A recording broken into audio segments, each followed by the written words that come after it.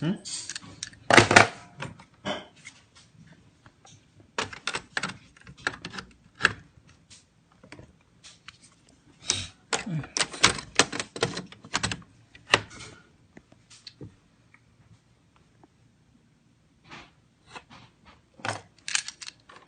So, we're from 130 to 220s. 30 no good because it'll overheat the wire and the end. No! Later. Let me change these over. Hold on. To this. No ground bar. That's gonna be the neutral.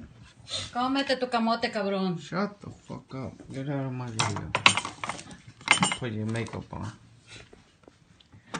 This will need to upgrade later, but that one's more expensive. This was alright, but we'll run to Home Depot. So each outlet is gonna be its own dedicated circuit.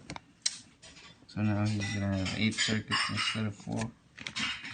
And we'll post the pictures later.